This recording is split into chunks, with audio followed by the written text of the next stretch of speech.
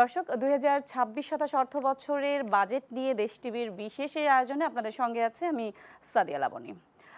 আমাদের সঙ্গে আজকে এই মুহূর্তে আমরা দুজন অর্থনীতিবিদকে পেয়েছি, ডক্টর মাহফুজ কবির এবং আমাদের সঙ্গে আছেন অধ্যাপক ডক্টর সাইমা হক বিদিশা। আপনাদের দুজনকেই স্বাগত আমাদের দেশ টিভির আজকের বিশেষ আয়োজনে।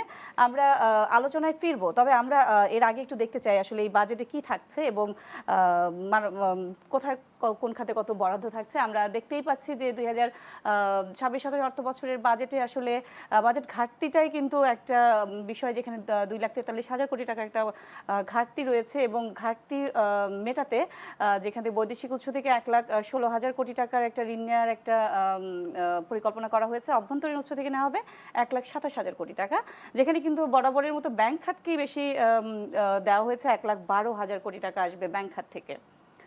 এরপরেই যদি আমরা দেখতে পাই সরকারের মোট বাজেটের আকার তো ৯,৩৮,০০০ কোটি টাকা, এটা আমরা সবাই মোটামুটি জেনে গেছি। এবং ঋণের সুদ পরিশোধে কিন্তু একটা বড় অঙ্কের টাকা চলে যাবে, প্রায় ১,২৭,৫০০ কোটি টাকা চলে যাবে ঋণের সুদ পরিশোধে। এছাড়া ভর্তুকি প্রণোদনা এবং নগদ ঋণেও যাবে প্রায় ১,১৭,১২৫ কোটি টাকা। এডিপির আকার ধরা হয়েছে ৩ লাখ কোটি টাকার মতো, যেখানে এডিপিতে যেই বরাদ্দটা এটা থেকেও কিন্তু অভ্যন্তরীণ উৎস থেকেই দিতে হবে ১,৯০,০০০ কোটি টাকা, বৈদেশিক উৎস থেকে আসবে ১,১০,০০০ কোটি টাকা। এছাড়া যদি আমরা দেখি জিডিপি প্রবৃদ্ধির যেই লক্ষ্যমাত্রা ধরা হয়েছে এই অর্থ বছরে ৬.৫% ধরা হয়েছে এবার। এছাড়া যদি আমরা দেখি যে আকার ভিত্তিক দিক থেকে আসলে বাজেটের আকার এইবারই দেশের ইতিহাসে সর্বোচ্চ বাজেট ঘোষণা করতে যাচ্ছে সরকার। রাজস্ব আহরণেও একটা উচ্চাভিলাষী লক্ষ্যমাত্রা দেওয়া হয়েছে, ৬,৯৫,০০০ কোটি টাকার একটা উচ্চাভিলাষী লক্ষ্য দেওয়া হয়েছে, যেটা মোটামুটি বলা চলে একদমই অসম্ভব একটা লক্ষ্যমাত্রা। এছাড়া রাজস্ব প্রাপ্তির যেটা আসবে, আমরা এখানে দেখতেই পাচ্ছি এনবিআর থেকেই কিন্তু সবচেয়ে বেশি রাজস্ব আয়ের লক্ষ্যমাত্রা নির্ধারণ করা হয়েছে। তা আমরা এইসব বিষয় নিয়ে আলোচনায় ফিরবো। আমরা আগেই বলেছি যে এবার সরকার সবচেয়ে বড় বাজেট দিতে যাচ্ছে। সংকটের বাজেট, প্রত্যাশার বাজেট এবং চ্যালেঞ্জের বাজেট। অর্থনীতি এখন যে অবস্থায় আছে, সবকিছু মিলিয়ে আসলে বাজেটটা কেমন হতে যাচ্ছে, যদি মাহফুজ কবির আপনি বলেন।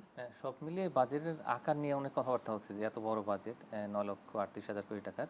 তো আমার কাছে মনে হয় যে অন্তর্বর্তী সরকার যদি স্বাভাবিক আকারের বাজেট করতো, তাহলে সেক্ষেত্রে এই বাজেটটাকে বড় মনে হতো না। তো এখন রিলেটিভলি মনে হচ্ছে যে যে রিভাইজ বাজেটটা আমরা দেখলাম, এই যে অনগোয়িং আউটগোয়িং ফিসক্যাল ইয়ারে, তো সেটার তুলনায় একটু বড় আকারের মনে হচ্ছে। আর রাজস্বের যে লক্ষ্যমাত্রা, সেটা নিয়ে আরও নানান রকমের কথা হচ্ছে যে এত বড় আকারের রাজস্ব, বিশেষ করে যে ৬,৯৫,০০০ কোটি টাকা, তো সেটা আসলে আদায় করা যাবে কিনা, তো সেটা আদায় করতে গেলে জনগণের উপরে কতটা করার চাপ পড়বে, তো সেগুলো নিয়ে কিন্তু এক ধরনের সলিউশনের অ্যাপ্রোচ আমরা দেখতে পেয়েছি। যে বাজেট সম্পর্কে আমরা যতটুকু জেনেছি, তার মধ্যে দেখা যাচ্ছে যে আসলে অনেক জায়গাতে কর কমানো হয়েছে, এবং কিন্তু আসলে এই অর্থটা আসবে কোত্থেকে, যতটুকু ধারণা যে আসলে হরাইজন্টাল এক্সপানশন হচ্ছে, মানে গ্রামে গঞ্জে এটা ছড়ানো হচ্ছে। আর ইতিমধ্যে যে বিভিন্ন রকমের অ্যাসোসিয়েশন আছে, বিশেষ করে ট্রেড বডি যেগুলো আছে, তো এই অ্যাসোসিয়েশনের মাধ্যমে যতটা সম্ভব তাদের মেম্বারদের মধ্যে এবং এই সেক্টরের যত বিজনেস আছে প্রত্যেককে কিন্তু ভ্যাট রেজিস্ট্রেশনের আওতায় আনা হচ্ছে, এবং তারা কিন্তু এই আগামী অর্থ বছরে সবাই করের আওতায় চলে আসবে। এবং একই সঙ্গে আপনারা খেয়াল করলে দেখবেন যে সরকারের উদ্দেশ্য হলো যে আপনার বিন,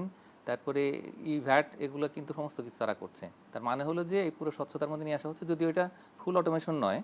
তো যদি এমন হতো যে না, ঠিক যখনই আসলে কেনাকাটাটা হচ্ছে বা কোনো লেনদেন হচ্ছে সঙ্গে সঙ্গে ভ্যাটটা নিয়ে নিল, তাহলে সেটা হতো সবচেয়ে ভালো। কিন্তু তারপরেও অনেকগুলো অ্যাপ্রোচ আছে কিন্তু এবার। তো এই কারণে আসলে অনেক জায়গাতে অনেক পণ্যের উপরে, সেবার উপরে হয়তো কর বা এই মূল্য সংযোজন কর, এগুলো হয়তো যদি, কিন্তু আমরা দেখলাম যে নানান মানে বেশিরভাগ এখন পর্যন্ত যতটুকু জানি, যদিও এখনো বাজেট ঘোষণা হয়নি, যতটুকু আমরা জানতে পেরেছি যে ভ্যাট ট্যাক্স মোটামুটি সাধারণ পর্যায়ে যেগুলো, এগুলো মোটামুটি মৌকুফের একটা চিন্তা ভাবনা। মৌকুফ নয়, এটা হচ্ছে যে কমানো, এবং বিশেষ করে যে 60টির মতো যে খাদ্যপণ্য, তো সেগুলো সাধারণ মানুষ ভোগ করেন, তো ওগুলোর উপরে একেবারে কমানো বা প্রায় শূন্য করে ফেলার চিন্তা ভাবনা আছে। এবং একই সঙ্গে যে স্থানীয় শিল্প, এইটাকে একটু উৎসাহিত করার জন্য বিদেশ থেকে কাঁচামাল বা মধ্যবর্তী পণ্য এগুলো আমদানি করেন, যে গার্মেন্টসের বাইরে যেগুলো আছে, তো সেগুলোতে কিন্তু এই কর সুবিধাগুলো হচ্ছে। তার মানে হলো যে মোটামুটিভাবে শুল্কের ক্ষেত্রে কিছুটা কিন্তু অনেকটা রিল্যাক্স করা হয়েছে, আর হচ্ছে আর কি, যতটুকু জানতে পেরেছি। আর একই সঙ্গে যে সাধারণ ভোগ্যপণ্য, সেগুলোর উপরেও কিন্তু আমরা দেখতে পাচ্ছি যে রিল্যাক্সেশন আছে। কিন্তু যেহেতু জালটা বাড়ানো হচ্ছে, অনেকে আসলে এই করের আওতা নিয়ে আসা হচ্ছে, এই কারণে আমার ধারণা যে এনবিআর হয়তো একটু ভালো চিন্তা ভাবনা করছে যে না, এই যে 6,95,000 কোটি টাকা সেটা পূরণ হবে। সেটা পূরণ হবে। আমি যদি ডক্টর সাইমা হক বিদিশার কাছে আসি, জনসাধারণের প্রত্যাশা অনেক বেশি এবং একটা কঠিন সময় পার করছে। সবকিছু উচ্চ মূল্যস্ফীতি থেকে শুরু করে সবকিছুর দিক থেকে সাধারণ মানুষ, জনগণ একটা কঠিন সময় পার করছে। তাদের প্রত্যাশা নির্বাচিত সরকারের কাছে অনেক বেশি। এই বাজেট যেটা আসতেছে, যতটুকু আমরা জেনেছি বা বুঝেছি, আপনি নিশ্চয়ই নিজেও জানেন, কতটা প্রত্যাশা পূরণে সক্ষম হবে? ধন্যবাদ। মূল বিষয়টি হচ্ছে যে অর্থমন্ত্রী নিজেও এই কথাটি বলেছেন যে সীমিত সম্পদের মধ্যে প্রত্যাশার পূরণের যে চেষ্টা। তো সেদিক থেকে যদি বলি যে জনগণের প্রত্যাশা একেবারে সার্বিকভাবে পূরণ করবার দুটি বিষয়, একটি হচ্ছে যে জিনিসপত্রের দাম নাগালের মধ্যে থাকা, দ্বিতীয় হচ্ছে যে যারা মধ্যবিত্ত রয়েছেন তাদের উপরে বিশেষ করে তারা চিন্তা করেন যে করের চাপটা তাদের উপর কি ধরনের পড়লো। এখন সেদিক থেকে যদি আমরা বিবেচনা করি তাহলে মূল্যস্ফীতির বিষয়টা তো আসলে শুধুমাত্র বাজেট কেন্দ্রিক নয়, অনেক কিছু এটার সাথে জড়িত, এটার সাথে মুদ্রানীতিও জড়িত। তবে বাজেটে আমরা আলোচনায় যেটা দেখছি এবং যেটা ইঙ্গিত পাওয়া যাচ্ছে যে বেশ কিছু গুরুত্বপূর্ণ পণ্যের উপরে, খাদ্য পণ্যের উপরে এবং গুরুত্বপূর্ণ পণ্যের উপরে একটা উৎসে কর কাটার এবং উৎসে কর না দেওয়া বা খুব অল্প সংখ্যক উৎসে আনার একটা প্রচেষ্টা, যেটি আমার মনে হয় যে একটা মূল্যস্ফীতিটাকে নাগালে রাখার জন্য একটা প্রয়াস হিসেবে কাজ করবে এবং সেটি একটা ভালো উদ্যোগ। তবে এর পাশাপাশি যে জিনিসটা মাথায় রাখতে হবে যে আমাদের আসলে এটার সাথে আমাদের মুদ্রানীতি কেমন হবে, বাজার ব্যবস্থাপনাটা কিন্তু একটা খুব গুরুত্বপূর্ণ বিষয়। হ্যাঁ, কারণ অনেক সময় দেখা যায় যে বাজেটকে সামনে রেখে জিনিসপত্রের দাম যেগুলো আসলে সেভাবে বাড়ার কথা না, খুব সামান্য বাড়ার কথা, সেটা কিন্তু অনেক সময় মধ্যস্বত্বভোগীরা আরো বেশি বাড়িয়ে ফেলেন। সুতরাং এই বাজার ব্যবস্থাপনা কিভাবে কাজ করছে সেটা কিন্তু খুব গুরুত্বপূর্ণ। বাজেটে যেই সিদ্ধান্তই আসুক, আসলে দিন শেষে বাজার ব্যবস্থাপনাটা অনেক বেশি জরুরি। আমরা আবার আলোচনায় ফিরবো, একটা ছোট্ট একটা বিরতি নিয়ে ফিরছি। ডক্টর মাহফুজ কবির, আমরা নতুন সরকার দায়িত্ব নেওয়ার পর থেকেই দেখেছি যে সামাজিক নিরাপত্তা খাতকে যতটা সম্ভব তারা বিস্তৃত করার একটা চেষ্টা চলছে এবং এই বাজেটেও, আগামী বাজেটেও তার প্রতিফলন আমরা দেখতে পেয়েছি। এবং আমরা যতটুকু জানি, সামাজিক নিরাপত্তা খাতে 1,44,338 কোটি টাকা বরাদ্দের একটা প্রস্তাব করা হয়েছে। সেই সাথে ফ্যামিলি কার্ড, কৃষক কার্ডের মতো যে কার্যক্রম, এগুলোকেও আগামীতে আরও বেশি বিস্তৃত করতে যাচ্ছে। আমার প্রশ্নটা, ফ্যামিলি কার্ড বা কৃষক কার্ড বা এই যে ভাতা, এই ভাতা এর মাধ্যমে আসলে স্বাবলম্বী করা কতটা সম্ভব? ফ্যামিলি কার্ড সম্পর্কে যতটুকু আমরা শুনতে পেরেছি, তো সেটাকে সিগনেচার প্রোগ্রাম হিসেবে আসলে এটাকে প্লেস করা হচ্ছে এবং এর পাশাপাশি যে কৃষক কার্ড, তো সেখানে প্রায় 40 লাখের উপরে কৃষক তাদেরকে নিয়ে আসা হবে। ইনিশিয়ালি আমরা শুনেছিলাম যে প্রায় 1,65,00,000 কৃষককে নিয়ে আসা হবে। তো ইনিশিয়াল স্টেজে আমাদের হয়তো এরকম একটা কাভারেজ থাকবে। তো সেটা বছরে একবার তাদেরকে আসলে সহায়তা দেওয়া হবে। তা আমরা প্রত্যাশা করেছিলাম যদি ইনপুটে সাপোর্ট একটা দেওয়া হয় আর কি, যে তাদের যে উপকরণের যে খরচ, ওগুলোতে যদি সাবসিডি দিয়ে দেওয়া যেত তাহলে হয়তো মানে সরাসরি ওনারা এটা পেতেন। এখন নগদ সহায়তা দেওয়া হবে, এটা একটা। আর একটা হচ্ছে যে অনেকগুলো ভাতাতে দেখবেন যে আসলে সেখানে টাকার পরিমাণ বাড়ানো হয়েছে এবং আসলে উপভোগীর সংখ্যা বাড়ানো হচ্ছে। তো আমাদের এই বছর অন্তত আমি মনে করি না যে খুব বেশি কর্মসূচি, মানে নতুন কর্মসূচি আছে, বরং আগের যে কর্মসূচিগুলো আছে সেগুলোকেই তারা ডাইনামিক সোশ্যাল রেজিস্ট্রেটের মাধ্যমে সঠিক উপভোগী চিহ্নিতকরণ এবং তার মধ্যে দিয়ে আর কি যে বরাদ্দ দেওয়া, বাড়ানো, তো এগুলো করা হবে। তো এইটা একটা বিষয় আমি মনে করি যে এটা কোয়ালিটিটিভ একটা চেঞ্জ আসছে, এটা একটা ভালো দিক। তার কারণ আমরা সবসময় শুনতে পাই যে এই ভাতা ভোগীরা কিভাবে নির্বাচিত হন, দেখা যায় যে চেয়ারম্যান মেম্বারের আত্মীয় স্বজন বা যারা আসলে পাওয়ার কথা নয় তারা পেয়ে যান। তো সেখান থেকে বার হয়ে আসার কিন্তু একটা চেষ্টা আছে। কতটা কঠিন অবস্থানে গেলে এইগুলা থেকে বের হয়ে যাওয়া আসা সম্ভব? আমাদের দেশের যে প্রেক্ষাপট, আমরা যেখানে দেখি যার পাওয়ার কথা সে কিন্তু পায় না। না, এটা একটা বড় মানে কঠিন বাস্তবতা আমাদের। তো এই জায়গাতে আমি মনে করি যে যেহেতু লোকাল গভর্নমেন্ট ইলেকশন একটা হবে হয়তো ডিসেম্বরের দিকে, তো তার আগ পর্যন্ত অন্তত মানে এই আমি মনে করি যে এই আগামী অর্থ বছরের প্রথম 6 মাসে তারা একটু শান্তিতে হয়তো করতে পারবে এই কাজগুলা। তো এটা একটা, তার কারণে নির্বাচিত হয়ে গেলে তখন এই যে তাদের কাছে গিয়ে সমস্ত মানুষ হাত পাতে বা হয়তো টাকা দেওয়ার চেষ্টা করে এখানে। তো এটা একটা সমস্যা আছে আমাদের। তবে যা কিছু করি না কেন, এত বড় আকারের একটা বাজেট বা সামাজিক নিরাপত্তা কর্মসূচি, তো সেটা ঠিক মতো যাতে বাস্তবায়িত হয় তার জন্য একটি স্ট্রিক্ট মনিটরিং দরকার। এতগুলো মিনিস্ট্রি কাজ করে এখানে, সোশ্যাল ওয়েলফেয়ার মিনিস্ট্রি, তারপরে যে এখানে আমাদের দুর্যোগ ব্যবস্থাপনা মন্ত্রণালয়, সমাজ কল্যাণ স্থানীয় মন্ত্রণালয়, সরকার মন্ত্রণালয়ের এখানে আসলে কঠোর ভূমিকা। হ্যাঁ, স্থানীয় সরকার মন্ত্রণালয় একটু কঠোর লাগবে না, কিন্তু অন্যান্য মিনিস্ট্রিগুলো যাতে কোঅর্ডিনেটেড ওয়েতে তারা যেন স্ট্রিক্ট মনিটরিং করে, এখানে ইরেগুলারিটি থাকলে তাদের শাস্তির ব্যবস্থা যেন থাকে। তো এইভাবে করতে পারলে আমি মনে করি যে এটা মানে পুরো সামাজিক যে ফলাফল সেটা একটা ভালো হতে পারে। ডক্টর সাইমা হক বিদিশা, সাধারণ মানুষ বাজেটের ভারী ভারী বই বা লাখ লাখ কোটি টাকার হিসাবটা আসলে বোঝে না। তাদের প্রয়োজন তার কতটুকু উপকার হলো বাজেট দিয়ে। তো আমরা দেখেছি এবার 7টি নিত্য প্রয়োজনীয় পণ্যের উৎসকর কমানো হচ্ছে। কোনো কিছুর বাড়ানো হলে সেটা 3 ডবল বেড়ে যায় আমাদের দেশে। যেখানে উৎসকরটা কমানো হয়েছে সেটার প্রভাব আসলেও বাজারে যদি ফেলতে চায় সরকার, তাহলে সরকারকে কি ধরনের পদক্ষেপ নিতে হবে? একটু আগে তো যে বিষয়টি বললাম সেটি হচ্ছে যে আমাদের আসলে মূল বিষয়টা হচ্ছে বাজার ব্যবস্থাপনাটা জরুরি, হ্যাঁ, কারণ যেটুকু কমানো হয়েছে আমাদের যেহেতু রাজস্ব আহরণের একটা লক্ষ্যমাত্রা আছে, সেটার মাধ্যমে কিছুটা মূল্যস্ফীতিটাকে মাধ্যমে কমানোর মাধ্যমে কিছুটা স্বস্তি দেওয়ার একটা চেষ্টা।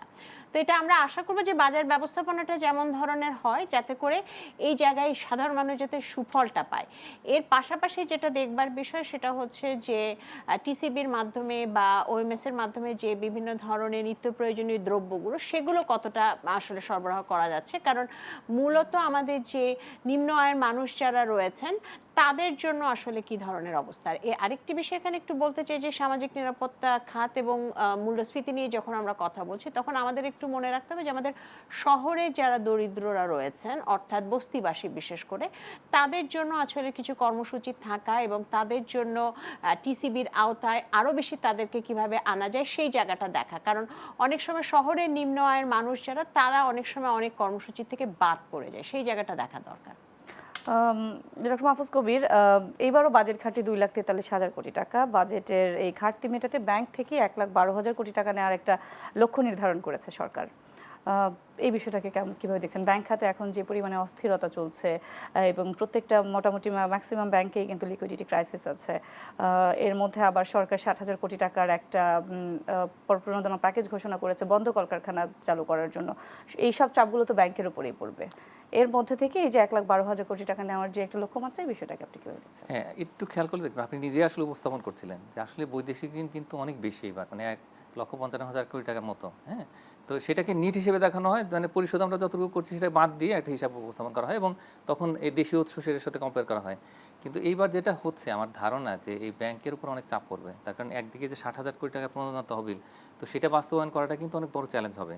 তার মধ্যে হচ্ছে আবার এই যে ঋণ, মানে একদিকে হচ্ছে ওই 60,000 কোটি টাকাতে যে সুদের যে সাবসিডি, তো সেটা সরকার দেবে, ওই দিক দিয়ে আবার আমাদের একটা চাপ পড়বে। অন্যদিকে হলো যে ব্যাংকের যে সাধারণ যে কর্মকাণ্ড, তো তার উপরে কিন্তু একটা চাপ হবে। আবার অন্যদিকে ঋণ, আবার একই সঙ্গে যদি প্রাইভেট সেক্টরের ক্রেডিট গ্রোথটা না হয় তাহলে সেক্ষেত্রে কিন্তু এই যে ব্যাংকটা তখন কিন্তু টাকাগুলো ফেরত পাবে না বা অনেক কোম্পানি হয়তো দিলীয় হয়ে যাবে। তো এগুলো নানান জটিলতা আছে, মানে শুধুমাত্র কিন্তু এই সরকারি ঋণটাই বড় বিষয় না, পুরো ব্যাংকের যে নর্মাল অ্যাক্টিভিটি, তো সেগুলোকে ফাংশনিং রাখা, একই সঙ্গে যে লিকুইডিটি ক্রাইসিস সেটা দূর করা, আর এর পাশাপাশি যে আমাদের যে গভর্নেন্স প্রবলেম, সেগুলোর জন্য যতটুকু শুনতে পাচ্ছি বিভিন্ন জায়গা থেকে যে এই বাজেটে সেগুলো নিয়ে পরিষ্কার করে বলা হবে যে আসলে গভর্নেন্স কীভাবে ইমপ্রুভ করবে এবং ব্যাংকের যে গতিশীলতা, প্রোডাক্টিভ সেক্টরে সেখানে এই ঋণগুলো দেওয়া, তো সেরকম একটা সাইকেল তৈরি করা এবং একই সঙ্গে আমাদের এক্সপোর্ট ডাইভার্সিফিকেশন সেখানেও কিছু ফাইন্যান্সিংটা রাখা। তো এইভাবে পরিকল্পনা করা হচ্ছে আগামী বাজেটে। তো এখন যতটুকু পরিকল্পনা আছে সেটা যদি তারা কিছুটা হলে বাস্তবায়ন করতে পারে তাহলে সেক্ষেত্রে ব্যাংকিং খাতে গতিশীলতা আসবে। তবে আমাদের নন পারফর্মিং লোন এখন প্রায় 5,88,000 কোটি টাকার মতো আছে, তার মধ্যে 5.5 লক্ষ কোটি টাকার মতোই সেটা কি আদায় করা সম্ভব হবে না। এই যদি অবস্থা হয় তাহলে সেক্ষেত্রে তো ঋণের সুদের হার আমরা যেটা চিন্তা করছি সেটা কমাতে পারবেই না এবং একই সঙ্গে মূল্যস্ফীতির চাপটা যদি বলা আছে 7.5% মতো করা হবে, কিন্তু যদি 8% করতে হয় তাহলে সেক্ষেত্রে তো আমাদের আসলে এই এনপিএলটাকে আরও কমাতে হবে। তো সব মিলে পরিস্থিতি খুব একটা ভালো আমার কাছে মনে হচ্ছে না, কিন্তু সরকার যদি খুব ডিটারমাইন্ড থাকে যে না ব্যাংকিং খাতে বড় সংস্কার করবে তাহলে সেক্ষেত্রে হয়তো যতটুকু টার্গেট করছে সরকার যে না ঠিক আছে ঋণ নেবে ওইখান থেকে, মানে ওইটুকু ঋণ নিলেও ব্যাংকের নর্মাল ফাংশনিংয়ের সমস্যা হবে না। কিন্তু ঋণ যদি আরো বেশি নিতে হয়, যদি আমরা রেভিনিউ টার্গেটটা ফুলফিল না হয় সেক্ষেত্রে ওই ক্ষেত্রে তখন একটা বড় সমস্যা হতে পারে। আমি একটু বিদিশা আপার কাছে জানতে চাই, সরকার মূল্যস্ফীতি রাখতে চাচ্ছে 7.5%, যেটা আমরা দেখছি যে গত প্রায় 2 বছর ধরেই 9%-এর উপরে। তার মধ্যে আবার কিন্তু বিদ্যুৎ, জ্বালানি সবকিছুর দাম বাড়লো। কিভাবে আসলে কোন কৌশলে সরকার এগুলো এই মূল্যস্ফীতিটা 7.5% রাখতে পারবে? দেখুন 7.5% যে লক্ষ্যমাত্রা সেটার দিক দিয়ে যদি বলি সেটার জন্য আসলে বাজেটে কি আছে সেটা দেখার দরকার। এখন অনেক কিছু, প্রথমে যে কথাটা বললাম যে অনেক কিছু কিন্তু মূল্যস্ফীতির সাথে জড়িত, শুধুমাত্র বাজেট দিয়ে যে মূল্যস্ফীতিটাকে পুরোপুরিভাবে কন্ট্রোলে নেওয়া যাবে সেটা না। তবে এখানে একটা জিনিস আমরা যেটা দেখছি সেটা হচ্ছে যে কিছু কিছু পণ্যের ক্ষেত্রে উৎসে কর কমানো, এটার মাধ্যমে মূল্যস্ফীতির টার্গেটে যাওয়ার একটা প্রচেষ্টা। কিন্তু যদি 7.5% শতাংশ আমাদের করতে হয়, তাহলে কিন্তু এর পাশাপাশিও আরও অনেক কিছু বিষয় রয়েছে। এবং সেখানে মুদ্রানীতি যদিও আমাদের দেশে খুব বেশি কাজে আমরা এখন দেখছি না, কিন্তু তারপরও মুদ্রানীতির একটি বিষয় রয়েছে, বাজার ব্যবস্থাপনার বিষয় তো রয়েছে। আর যেটি আপনি বলছিলেন যে সেটা হচ্ছে জ্বালানি তেল এবং বিভিন্ন জ্বালানির দামের কারণে যদি উৎপাদন খরচ বেড়ে যায় এবং এর পাশাপাশি যদি পরিবহনের খরচও বেড়ে যায়, তখন কিন্তু মূল্যস্ফীতিটাকে নাগালে রাখা কঠিন জটিল হবে। হবে। যে আমরা আবারও আলোচনায় ফিরবো, আমরা আরেকটা বিরতির সময় হয়েছে। ডক্টর মাহফুজ কবির, অর্থনীতি পুনরুদ্ধারে স্বল্প, মধ্য ও দীর্ঘমেয়াদী 3টি পরিকল্পনা নিয়েছে সরকার।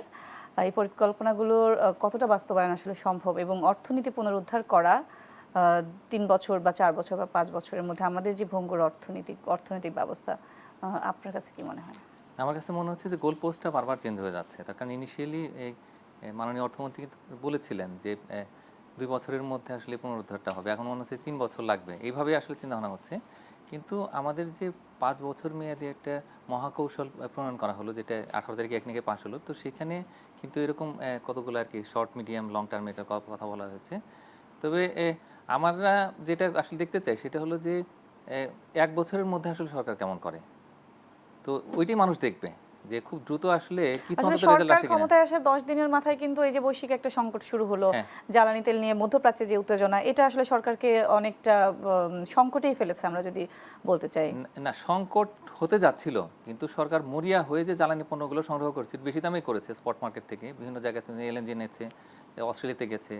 তো এখন এই ডাইভার্সিফিকেশনের কারণে আমার কাছে মনে হয় যে এই সংকটের যে ধাক্কা, যেটা যেটা চিন্তা করছিলাম যে এটা হয়তো বিপর্যস্ত হয়ে যাবে অর্থনীতি, সেটা হয়নি। কিন্তু তার একটা বড় রকমের কস্ট কিন্তু আমরা দেখতে পাচ্ছি যে এখন বিপুল পরিমাণে ভর্তুকি দিতে হচ্ছে।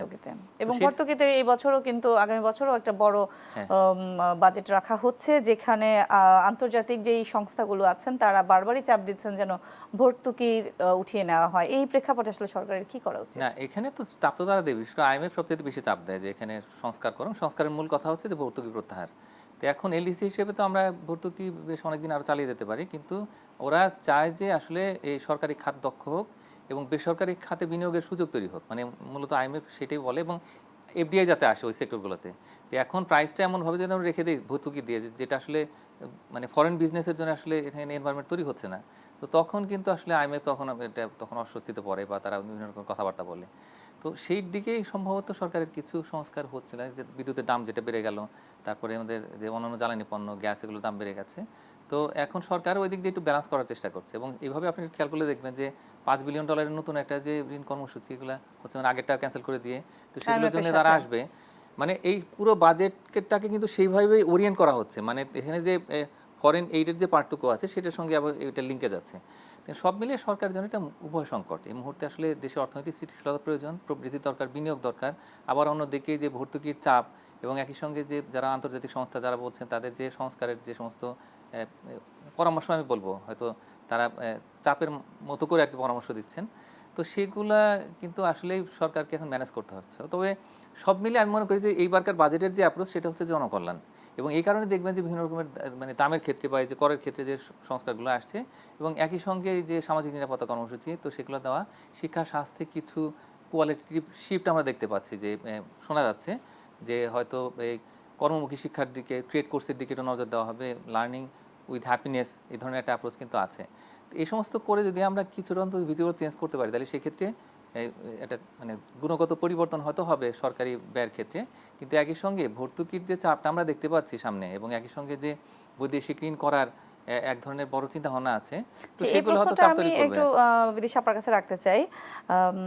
যে ঋণের যে কর্মসূচিগুলো আছে, বৈদেশিক ঋণ প্রাপ্তির সাথে আমাদের তো নিতেই হচ্ছে, এই বৈদেশিক ঋণ আমাদের এই বাজেটে কোনো ধরনের প্রভাব ফেলবে কিনা, বাজেট বাস্তবায়নে? একটি বিষয় যেটা, সেটা হচ্ছে যে আমরা তো আমাদের যেহেতু রাজস্ব আহরণ আমরা যদি বাড়াতে না পারি, তাহলে আমাদের কিন্তু আভ্যন্তরীণ বা বৈদেশিক খাত কোনো না কোনোখান থেকে তো ঋণ নিতেই হবে, এবং আগে যে ঋণগুলো রয়েছে সেই ঋণের কিন্তু একটা চাপ আছে। তো এখন যে বিষয়টা সেটা হচ্ছে যে ঋণের ব্যবস্থাপনাটা, এবং সেই জায়গাটাতে যেটা সেটা হচ্ছে যে আমরা দেখতে পাচ্ছি যে প্রচুর কিন্তু সুদ গুনতে হচ্ছে।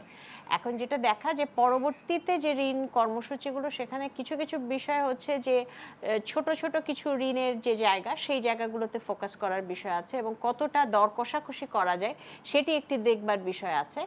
আর আরেকটি যেটি দেখবার বিষয় আছে যে সেটা হচ্ছে যে সার্বিক ক্ষেত্রে আমাদের হয়তো একটু দেখবার বিষয় যে আমরা কোন ধরনের ঋণে যাব, এবং ঋণের ক্ষেত্রে তো মূল বিষয়টা হচ্ছে যে আমাদের গ্রেস পিরিয়ড কীরকম হচ্ছে, কন্ডিশনালিটি কীরকম হচ্ছে, সুদের হার কীরকম হচ্ছে।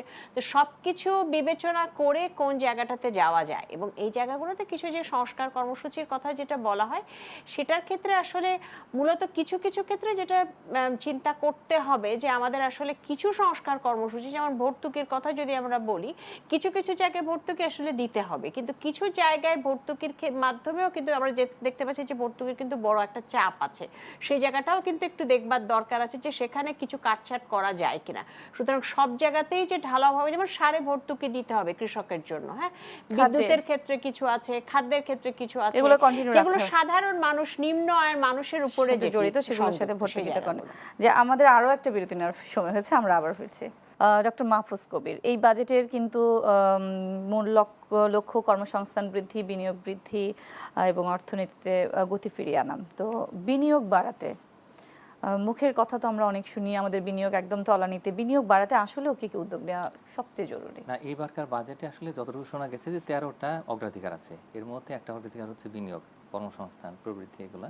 তো বিনিয়োগ বাড়ানোটা আসলে ব্যবসায়ীদের দাবি, এবং আসলে অর্থনীতির যে অবস্থা এখন তাতে বিনিয়োগ বৃদ্ধির কোনো বিকল্প নেই। ওইটা করতে পারলে অর্থনীতির অনেক সমস্যার সমাধান করা যাবে, ওইখানে কর্মসংস্থান হবে, প্রবৃদ্ধি হবে, এবং আমরা দারিদ্র্য কিন্তু কমাতে পারবো। তো সুতরাং এইখানে একটা গভীর মনোযোগ প্রয়োজন, এবং সেক্ষেত্রে কিছু কিছু এখানে উদ্যোগ লক্ষ্য করা যাচ্ছে যতটুকু জানতে পেরেছি। তো সেটা অনুযায়ী আসলে যে মূলত কাঁচামাল বা মধ্যবর্তী পণ্য সেগুলো আমদানির ক্ষেত্রে কিছুটা ছাড় আছে, এবং সেইটা দিয়ে যাতে দেশীয় শিল্পায়নটা হয় এবং দেশের ভিতরের যে বাজার, তো সেটা যেন আমরা আসলে দেশের যে ম্যানুফ্যাকচারিং সেটা দিয়ে যাতে পূরণ করতে পারি, তো সেটার জন্য এবার বড় রকমের একটা হয়তো মনোযোগ থাকবে। তো সেটা হলে আমি মনে করি যে শ্রমনিবিড় শিল্পগুলোতে তখন আমরা কর্মসংস্থান তৈরি করতে পারবো, এবং তখন বৈদেশিক মুদ্রা সাশ্রয় হবে। তো এই ধরনের একটা অ্যাপ্রোচ এবার জানা গেছে যে এরকম নেওয়া হচ্ছে। আর এর পাশাপাশি আসলে গার্মেন্টসের বাইরে কিন্তু এবার একটা বড় মনোযোগ আছে। তো এবং সেটা আমাদের যে এসএমই আছে এবং একই সঙ্গে লার্জ ম্যানুফ্যাকচারিং সেগুলো আছে। তো এটা একটা উপায়, এবং এটার জন্য সবচেয়ে যেটা প্রয়োজন, এবং এটা এবারকার বাজেটে হয়তো একটা মনোযোগ থাকবে, সেটা হলো যে ফিসক্যাল মনিটারি কোঅর্ডিনেশন। একদিকে হলো যে এই করের বোঝাটা কিছুটা কমানো, কর্পোরেট ট্যাক্স কিছুটা কমানো, আর একই সঙ্গে এই মাল্টিপল যে ট্যাক্সেশন, তো সেটা থেকে বোধ কিছুটা মুক্তি দেওয়া হবে। আর এর পাশাপাশি যে যদিও আসলে ঋণের সুদের হার নিয়ে কোনো কিছু স্পষ্ট করা হচ্ছে না, কিছু হয়নি, এখনো হয়নি, তো সুতরাং ওই জায়গায় থাকবে, কিন্তু overall cost of doing business যদি কমানো যায় তাহলে সেক্ষেত্রে আমি মনে করি যে হ্যাঁ, বিনিয়োগের একটা খরচ। আমি একটু বিদেশি আপনার কাছ থেকে জানতে চাই, আমাদের দেশে সিএমএসএমই খাত বা এসএমই খাত, যেটা আমাদের অর্থনীতির প্রাণ শক্তিই বলা চলে, আসলে এ খাতে এবারও বরাদ্দ থাকছে প্রায় 2000 কোটি টাকা। বরাদ্দ কিন্তু প্রতি বছরই থাকে, কিন্তু এই যে এসএমই খাতের উদ্যোক্তাদের যে সংকট, এগুলো আসলে কখনোই আমরা দেখিনি যে সংকট ছাড়া তারা থাকতে পারছে। লোন নিতে গেলে সংকট, তাদের প্রোডাক্ট বিক্রি করতে, নানান সংকটে কিন্তু জর্জরিত আমাদের এই এসএমই খাত। এই এসএমই খাতের উন্নয়নে বাজেটে বরাদ্দের পাশাপাশি আর কি করা যায়? যেটি আপনি খুব গুরুত্বপূর্ণ কথা বলেছেন যে আমাদের যদি একই সাথে আমরা যদি আমাদের প্রবৃদ্ধির ক্ষেত্রেও যদি একটু গতি আনতে চাই, গ্রামীণ অর্থনীতিকে চাঙ্গা করতে চাই, এবং এর পাশাপাশি আমাদের যে কর্মসংস্থান সেটাও যদি তৈরি করতে চাই, তাহলে কিন্তু সিএসএমই খাতের উপর সর্বোচ্চ গুরুত্ব দেওয়া দরকার। এবং সেদিক থেকে যদি বলি, আমি যদি 3টা বিষয় বলি, যে একটি হচ্ছে যে আমাদের সিএসএমইর জন্য যেটি গুরুত্বপূর্ণ সেটা হচ্ছে ক্যাপিটাল, হ্যাঁ, তাদের মূলধনের বিষয়। দ্বিতীয়টি হচ্ছে যে তাদেরকে আসলে কানেক্টিভিটির দরকার আছে, অর্থাৎ মূল যে সাপ্লাই চেইন, সেই সাপ্লাই চেইনের সাথে তাদেরকে সংযুক্ত করা কিভাবে যাবে, কিভাবে বিপণন করা যাবে, মার্কেটিং কিভাবে করা যাবে, সেই বিষয়টার সম্পর্কে তাদেরকে সাহায্য করা। তৃতীয় সেটি হচ্ছে যে বিভিন্ন ধরনের তথ্য, তারা অনেক সময় জানেন না কোথায় যাবেন। অনেক সময় ক্ষুদ্র উদ্যোক্তাদের বিভিন্ন ঋণের ব্যবস্থা আছে, বিভিন্ন সুযোগ সুবিধা আছে, তারা জানেন না কোথায় যাবেন, কিভাবে ঋণটা নেবেন, এবং কিভাবে, যেমন ধরেন গোডাউন কোথায় আছে, কোন ধরনের মার্কেটিং এর ব্যবস্থা আছে, এই বিষয়গুলো, সমস্ত বিষয়গুলো। এবং গ্রামীণ উদ্যোক্তা, বিশেষ করে আমি নারী উদ্যোক্তাদের কথাও বলবো, যে তাদের ক্ষেত্রেও দেখা যায় যে তারা এই তথ্যর অভাবের কারণে অনেক সময় কিন্তু সরকারি যে সুবিধাগুলো আছে সেগুলো নিতে পারে না। আরেকটি বিষয় হচ্ছে যে প্রত্যেকটা শিল্পের, আমরা যখন বিভিন্ন সময় বিভিন্ন শিল্পের যারা ছোট উদ্যোক্তা রয়েছেন, ক্ষুদ্র উদ্যোক্তাদের সাথে কথা বলেছি, তখন যেটা দেখতে পাচ্ছি যে তারা অনেক সময় তারা আসলে তাদের এক একটা ইন্ডাস্ট্রির, একটা তো হচ্ছে সার্বিকভাবে সিএসএমই খাতের কিছু বিষয় রয়েছে, সেখানে শুধু আর্থিক প্রণোদনা না, নীতি সহায়তা দরকার। আরেকটা যেটা, সেটা হচ্ছে ওই বিজনেসগুলো টিপিক্যাল কিন্তু কিছু কিছু জায়গার প্রবলেম রয়েছে। যেমন অনেকে বলেছেন যে একটি শিল্পের ক্ষেত্রে বলছিলেন যে কাঁচামালের ক্ষেত্রে তাদের কিছু সমস্যা রয়েছে, কিছু ডিউটি রয়েছে, সেগুলো আসলে তাদের উপর অতিরিক্ত চাপ পড়ছে। এরকম প্রত্যেকটা খাতের কিন্তু বিভিন্ন বিষয় রয়েছে। তারপরে আমাদের যে শিল্প নগরীগুলো রয়েছে, সেই শিল্প নগরীগুলোকে কেন্দ্র করে সেখানকার যারা সিএসএম এর সাথে যুক্ত যারা রয়েছেন তাদেরকে নেভিগেট করার কাজটা, সেই ধরনের কাজে একটা বড় ধরনের কিন্তু কর্মপরিকল্পনার দরকার আছে। এবারে আমরা দেখতে পাচ্ছি স্টার্টআপ বা তরুণ উদ্যোক্তাদের উৎসাহিত করতেও কিন্তু বাজেটে অনেক পরিকল্পনা রয়েছে এবং এখানে এবার 500 কোটি টাকার মতো বরাদ্দ করছে, যেটা আমার মনে হচ্ছে আমাদের অর্থনীতিতে ইতিবাচক প্রভাবে ফেলবে। আমি একটু যদি মাহফুজ কবির স্যারকে জিজ্ঞেস করি যে ক্রিয়েটিভ ইকোনমি একটা নতুন আইডিয়া, যেখানে প্রায় 300 কোটি টাকার মধ্যে বরাদ্দ থাকছে এবং এছাড়া বাংলাদেশ ব্যাংকের সিএসআর খাত থেকেও এই তহবিলের জন্য প্রায় 500 কোটি টাকার মতো বরাদ্দ দেওয়া হবে। এই সৃজনশীল ইকোনমি বা ক্রিয়েটিভ ইকোনমি ধারণাটি আপনি কিভাবে দেখছেন? এটা অত্যন্ত ভালো একটি ধারণা, তার কারণ আমাদের যারা তরুণ, যাদের নতুন নতুন আইডিয়া আছে, তো আইডিয়ার এগেনস্টে কিন্তু ব্যাংকের কাছে যদি আমরা একটা প্রস্তাব নিয়ে যাই, তারা কিন্তু টাকা দিতে পারে না। তারা ব্যালেন্স শিট ছাড়া, অডিট রিপোর্ট ছাড়া কোনো টাকার কথাই বলতে চায় না। তো সেই জায়গাতে আমি মনে করি যে এই ধরনের যদি সুযোগ থাকে, তাহলে সেই ক্ষেত্রেই যে এত এত বেকার তরুণ এবং শিক্ষিত, তো তারা কিন্তু এই দেশের ভিতরে থেকেই সুন্দর সুন্দর আইডিয়া নিয়ে তারা কিন্তু স্টার্ট আপ করতে পারবেন এবং তাদের যে বিজনেস আইডিয়া সেগুলোকে প্রমোট করে তারা কর্মসংস্থান তৈরি করতে পারবেন। এই গ্লোবাল যে ইনভেস্টমেন্ট সেগুলো তারা নিয়ে আসতে পারবেন। আমরা কিছু কিছু উদাহরণ দেখেছি এর মধ্যে। তো এটা একটা বিষয় এবং একই সঙ্গে যে আমাদের যে অত্যাধুনিক যে প্রযুক্তিগুলো আছে এআই বেসড এবং একই সঙ্গে যে 4th ইন্ডাস্ট্রিয়াল রেভলিউশন, তো সেইটাকে ট্যাপ করার জন্য আমি মনে করি যে এর কোনো বিকল্প নেই। এই তহবিল ক্ষুদ্র মনে হচ্ছে দেখে, মানে অর্থের আকারে, কিন্তু এটা যদি আমরা ব্যবহার করতে পারি এবং ভালো কিছু আইডিয়াকে প্রমোট করতে পারি, তাহলে আমি মনে করি যে একটা বড় সম্ভাবনা আছে এখানে ভালো করার এবং এটা দিয়েই আমরা কিন্তু অর্থনীতিতে গেম চেঞ্জ করে দিতে পারবো। কিন্তু সেটা কি আসলে শর্ট টার্ম সম্ভব? এটার তো ফলাফল পেতে একটা সময় লাগবে, দীর্ঘমেয়াদী হবে যতটুকু না। এই ধরনের ক্রিয়েটিভ ইকোনমিতে যেটা হয় যে এই আইডিয়াগুলোতে যদি আমরা ফাইন্যান্স করে যদি তাদেরকে অন্তত এনকারেজ করতে পারি, তাহলে কিন্তু সঙ্গে সঙ্গে তারা আরও বেশ কিছু বিজনেস চালু করে ফেলে। তো এটার তরুণ সমাজের সুবিধা এবং তাদের এত এখন কানেক্টিভিটি, তো এগুলোকে তারা ব্যবহার করতে চায়, কিন্তু এই ফাইন্যান্সের অভাবে তারা করতে পারে না। আমি মনে করি যে এই জায়গাটাতে আসলে লেগে থাকতে হবে। সেক্ষেত্রে কয়েকটা মন্ত্রণালয় মিলে, যেমন যুব মন্ত্রণালয় এবং পাশাপাশি যে আইসিটি মিনিস্ট্রি, তারপরে ministry of education, science technology, সবগুলো একসঙ্গে মিলে এবং প্রাইম মিনিস্টার অফিস থেকে এটা মনিটর করতে হবে। এটা করলে আমি মনে করি যে তরুণদের যথেষ্ট সম্ভাবনা আছে এবং তারা আসলে পরিবর্তন করতে চায়। তো সুযোগটা দিলে আমি মনে করি সেটা অবশ্যই। তাহলে আমরা এই 2026-27 অর্থ বছরের বাজেট নিয়ে প্রত্যাশা রাখতেই পারি। অবশ্যই। আপনাদের দুজনকে অসংখ্য ধন্যবাদ আমাদেরকে সময় দেওয়ার জন্য।